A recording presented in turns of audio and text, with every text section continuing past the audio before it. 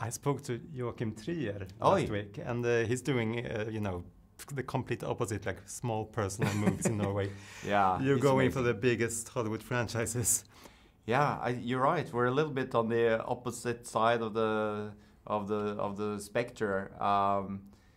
I haven't seen Sentimental Value yet, but I can't wait. I'm a big, huge fan of his, and I think it's amazing what he's managing to do out of Scandinavia. It's fantastic. But what is it that keeps attracting you to these big movies like Pirates and Tron? I think for me, it's just a different sensibility, probably. You know, I grew up with these. I grew up with loving Hollywood movies and like just, you know, spectacle, adventure, family movies, and like I just remember, you know, those were the kind of films that made me want to be a filmmaker.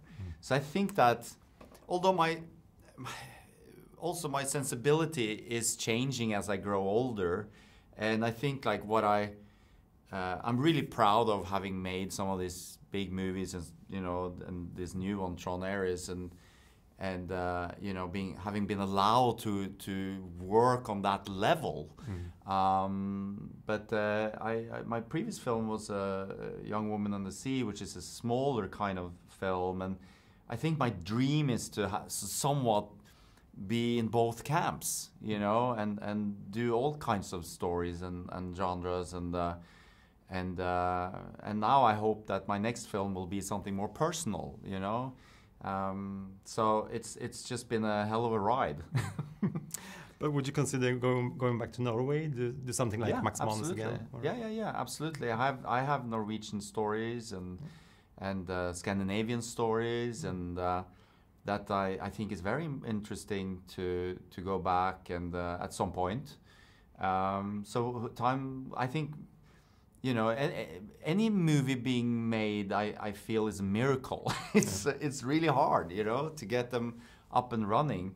So you just have to have several horses in the race, I guess, and see what lands. And so again, I just feel so grateful for being a working director.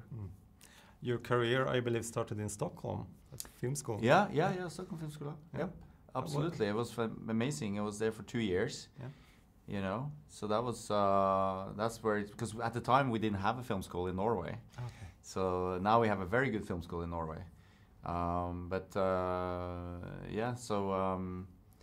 How did that prep you for your amazing career? I think like I was already then being very like.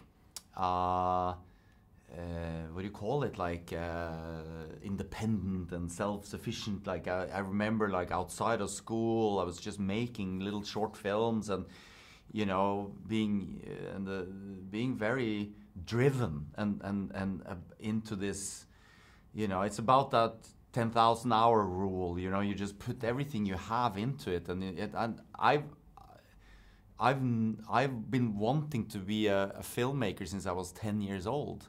So I've been very, you know, goal-oriented and focused, and again, very lucky that I knew from such early age what my passion was. I know that that's very hard for a lot of people, you know, and growing up these days, and especially being numbed down by this constant flow of information and social media and this, you know, instant gratification, and you know, and that need. I didn't have that, and I'm a little worried, honestly, you know, for my own. I have 4 kids, and I see them, and I'm trying to like, but it's.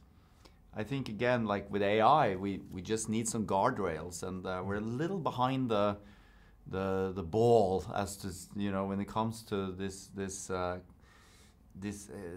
accessible medium, which is social media and all of that stuff.